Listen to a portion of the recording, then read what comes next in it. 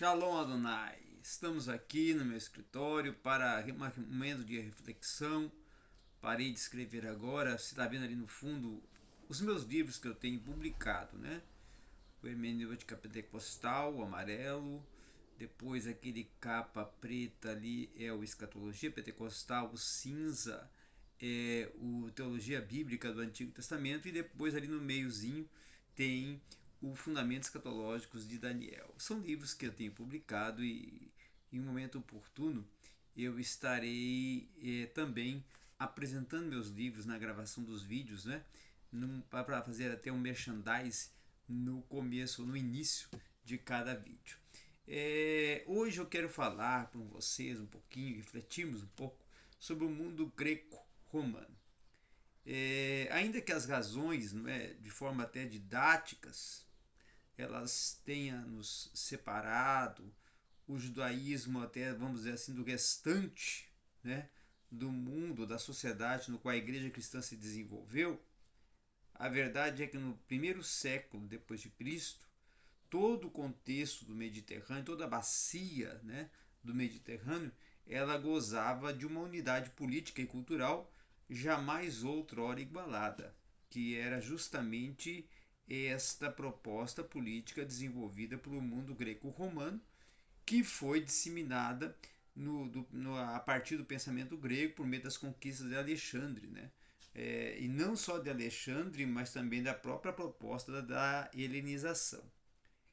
Nós temos que considerar que não foi só as propostas de Alexandre e a helenização, mas também a consolidação romana, vamos dizer assim, a política e estrutura romana abraçou a causa da helenização também junto, então por isso nós podemos dizer essa estrutura política no mundo ou sociedade greco-romana ou política grego-romana.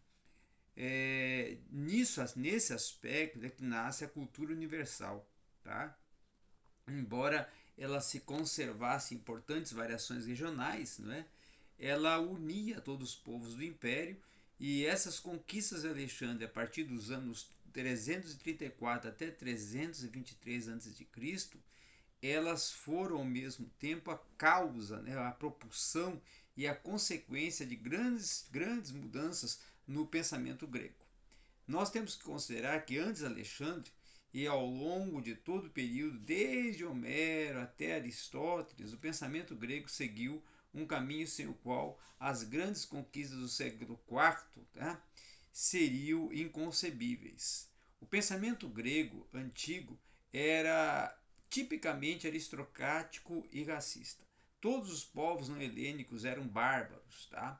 E por definição e eram até portanto inferiores, então eram considerados nesse aspecto inferiores. Com o crescente comércio e a intercomunicação entre vários grupos, o pensamento grego se tornou cada vez menos exclusivista. Em Platão nós encontramos a afirmação de que todos são livres. Né? Essa foi uma proposta e uma argumentação filosófica de Platão. Mas também encontramos a antiga ideia de uma diferença essencial entre os gregos e os bárbaros, que até podemos dizer que foi inspirada e proposta pelo desejo de unir a humanidade em um único império e cultura. As conquistas de Alexandre, por exemplo, colocaram fim no exclusivismo grego. Desde o momento em diante, a superioridade grega em relação aos bárbaros, ela passou a ser tida mais com uma superioridade, vamos dizer assim, até cultural do que racial.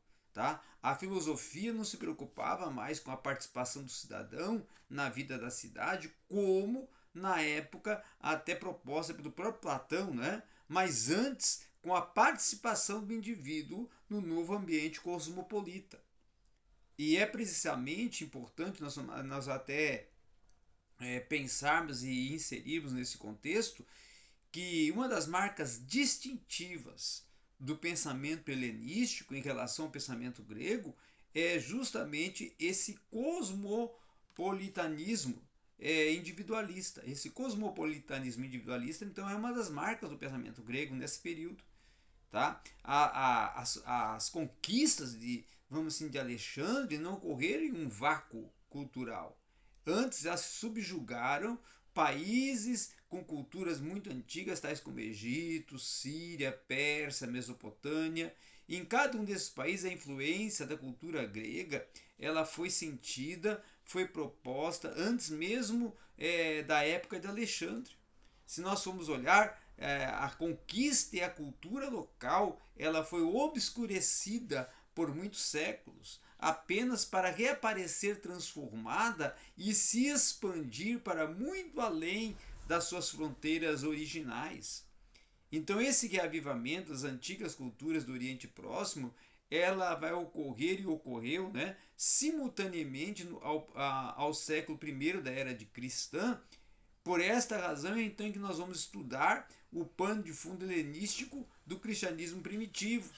Devemos manter em mente, por um lado, a filosofia helenística e, por outro, até as várias religiões orientais que elas estavam tentando invadir o Ocidente, e esses fatores religiosos e até, podemos dizer também, culturais, é que devem ser adicionados aos fatores políticos e administrativos, isto é, do próprio Império Romano. Os próprios fatores administrativos do próprio Império Romano que devem ser pensados também e inseridos nesse contexto. A filosofia grega, então, ela é uma filosofia que nós podemos dizer que ela sofreu uma grande mudança depois da conquista de Alexandre. Tá? Aristóteles, que foi o grande mestre do próprio Alexandre, do próprio Alexandre que caiu em desuso, ele não foi esquecido completamente, pois a escola peripatética continuou a existir com Teófrasto, tá? E Estrato. A tendência da metafísica da escola aristotélica ela se tornou até secundária em relação ao estudo da botânica, música e outras disciplinas. Então, nós temos que considerar que a academia platônica ela continuou a existir até que Justiniano a fechou em 529 d.C. E aí, por meio dela, Platão vai exercer considerável influência durante o período helenístico, e tal domínio vai se estender muito além dos limites da academia.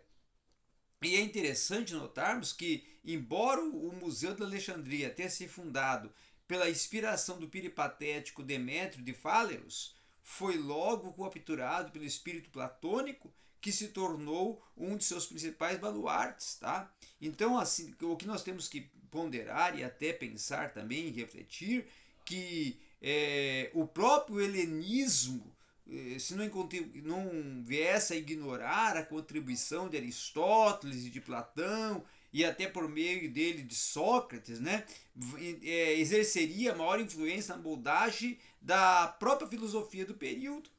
Então nós temos que também apontar e considerar que existiam alguns aspectos do platonismo dentro desse contexto todo filosófico e cultural que não se adequavam melhor ao espírito da época do que o aristotelismo.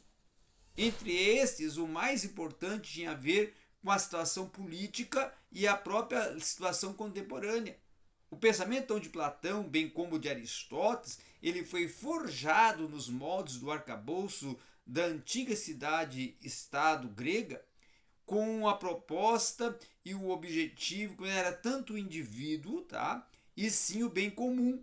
Embora não devamos esquecer que, sobretudo, em Platão, a meta final do bem comum e é o bem-estar individual, em Platão e Aristóteles, o lugar de uma pessoa no mundo e na sociedade é mais ou menos, tá? Mais ou menos certo, e os deveres religiosos e morais e são regulados através da própria tradição, tá?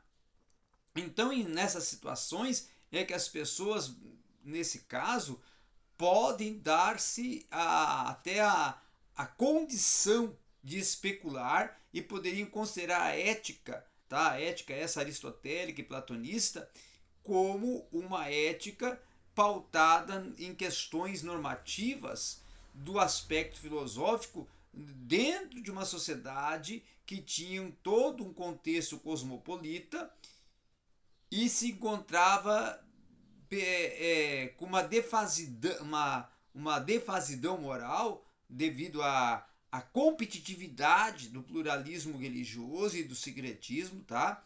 Onde os deuses promoviam até competições com outras divindades e regras até de conduta com os novos costumes eram impostos e eram defendidos, argumentados e colocados em prática, tá? Nesse momento é necessária então uma filosofia que, além de falar ao indivíduo, ela providencie normas para a vida cotidiana. Uma filosofia como esta não deve limitar seu quadro de referência à antiga cidade-estado, nem a distinção entre gregos e bárbaros. O estoicismo e o próprio epicurismo satisfazem essa necessidade durante o período da filosofia grega e mais tarde, tá? Como a descrença, com a descrença, né, dos deuses antigos, ela vai se tornar desmedida. E essa filosofia vai tentar tomar o seu lugar proponente, como se tenta fazer frequentemente na história humana, e daí vai surgir, nesse contexto, os sistemas filosóficos de caráter religioso, tal como o neoplatonismo. Então não podemos rever aqui toda a filosofia grega e toda a filosofia helenística, mas devemos salientar algumas das doutrinas propulsoras que deram às diferentes escolas uma participação na história do pensamento cristão.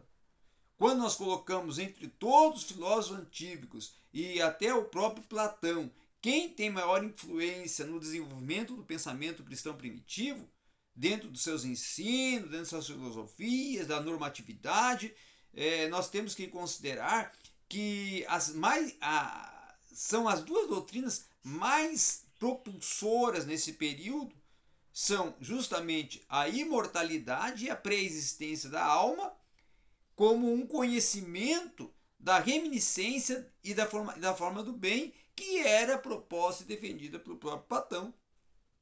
Então a doutrina platônica dos dois mundos, né, esse dualismo platonista, foi usado por muitos estudiosos cristãos como meio de quê? De interpretar a doutrina cristã do mundo e também a do céu e da terra. Usando o ensino platônico, poderia até ser demonstrado que as coisas materiais ao nosso redor, elas não são só realidades últimas, mas elas existem como ordens diferentes de menor ou maior valor. E é de fácil o entendimento e a compreensão quando se torna uma doutrina de forma até atraente, como esta que a igreja está sofrendo e que vai causar uma perseguição à igreja. Então, alguns cristãos logo foram conduzidos a atitudes tais para com o mundo material e que constituíam uma negação da doutrina da criação. É aí que começa a surgir-se a negação da doutrina criacionista para a inserção da doutrina materialista ou humanista, referente ao contexto criação.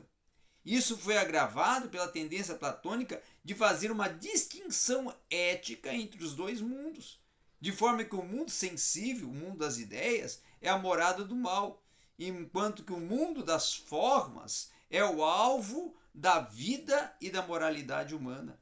Desde os tempos antigos, a doutrina da imortalidade da alma atraía os cristãos que procuravam apoio na filosofia grega para a doutrina cristã da vida futura.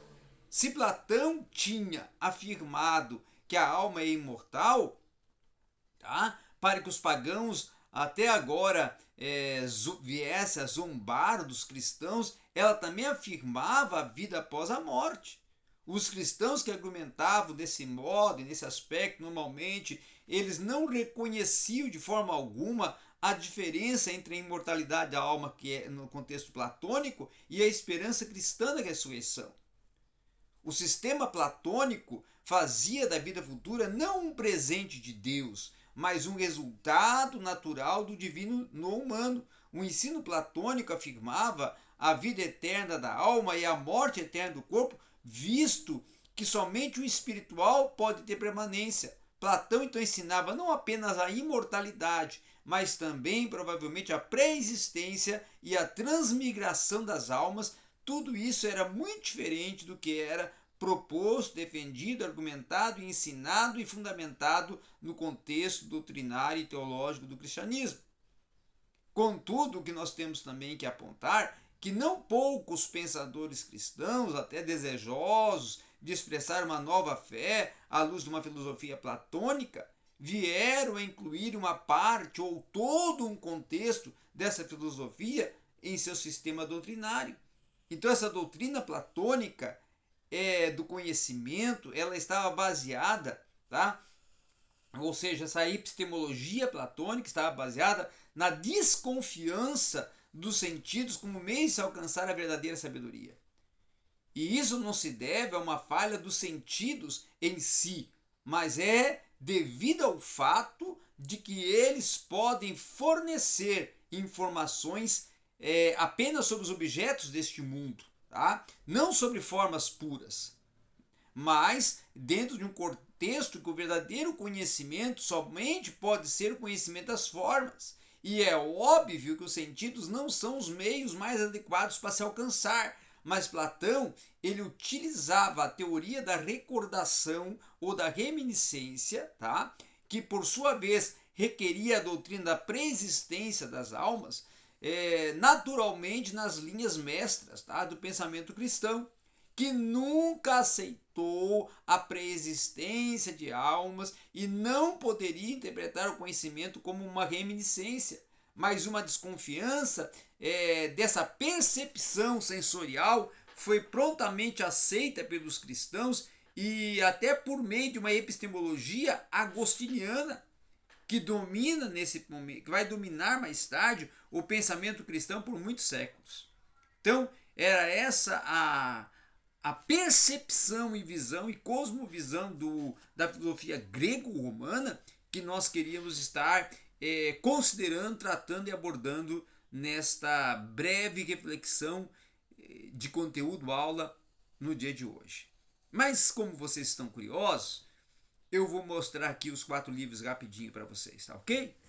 Rapidinho. Então, vamos lá. Esse é o Xolozinho, né?